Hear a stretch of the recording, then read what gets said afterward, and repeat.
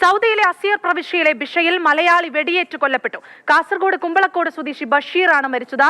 താമസ സ്ഥലത്ത് വാഹനം വൃത്തിയാക്കുന്നതിനിടെ കാറിലെത്തിയ അജ്ഞാതരാണ് വെടിയുതിർത്തത്.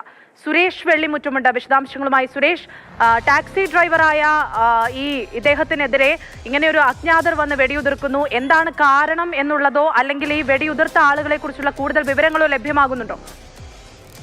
അനശ്വര, ഒരു വല്ലാത്ത ഞെട്ടലിലാണ് പ്രവാസി മലയാളികൾ. കാരണം ഇന്നലെ വരെ ചിരിച്ച മുഖത്തോട് കണ്ടിരുന്ന ഒരാൾ ഇന്ന് വെടിയേറ്റ് മരിച്ച് നമുക്കൊപ്പം ഇല്ല എന്നുള്ളത്, ആ ഒരു വാർത്ത ഉൾക്കൊള്ളാൻ ഇവിടെയുള്ള പ്രവാസികൾക്ക് കഴിയുന്നില്ല. കാരണം അത്രത്തോളം എല്ലാവർക്കും പ്രിയപ്പെട്ട ഒരാളായിരുന്നു. കഴിഞ്ഞ 13 വർഷത്തോളമായി ഇവിടെ കഴിയുന്ന AM ബഷീർ. 41 വയസ്സുള്ള ഒരു യുവാവ്, കാസർഗോഡ് ബന്ദടുക്ക കരിവേടകം ഏനിയാടി സ്വദേശിയാണ്.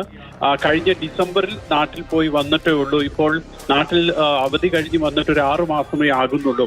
ഇന്നലെ രാത്രിയിൽ അർദ്ധരാത്രിയോട് കൂടിയിട്ടാണ് ഈ സംഭവം ഉണ്ടാകുന്നത്. കാരണം ബഷീർ താമസിക്കുന്ന കെട്ടിടം, ആ കെട്ടിടത്തിന്റെ താഴെ വെച്ച് ബഷീർ തന്റെ ഇന്നോവ കാറ് അത് വൃത്തിയാക്കുകയായിരുന്നു.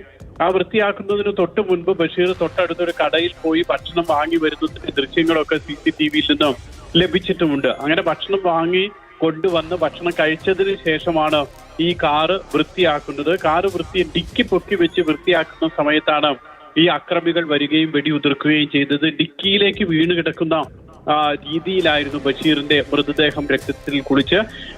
വെടിയൊച്ച കേട്ടാണ് മുകളിലുള്ള ആളുകൾ, കൂടെ താമസിച്ചിരുന്ന ആളുകളും അടുത്തുള്ള ആളുകളും ഒക്കെ ഓടിയെത്തുന്നത്. അപ്പോഴത്തേക്കും ഈ വെടിവെച്ചിട്ടുള്ള രണ്ടുപേരെന്നാണ് അവിടെയുള്ള ആളുകളൊക്കെ പറയുന്നത്. CCTV ദൃശ്യങ്ങളിൽ നിന്ന് വ്യക്തമാകുന്നത്. ആ രണ്ടുപേരും സംഭവ സ്ഥലത്ത് നിന്ന് വാഹനത്തിൽ കയറിയും രക്ഷപ്പെടുകയും ചെയ്യുന്നുണ്ട്. പക്ഷെ എന്താണ് ഇതിനുള്ള യഥാർത്ഥ കാരണം, എന്തുകൊണ്ടാണ് ഇവർ വെടിവെച്ചതെന്ന് ഇപ്പോഴും വ്യക്തമാകുന്നില്ല. അനശ്വര.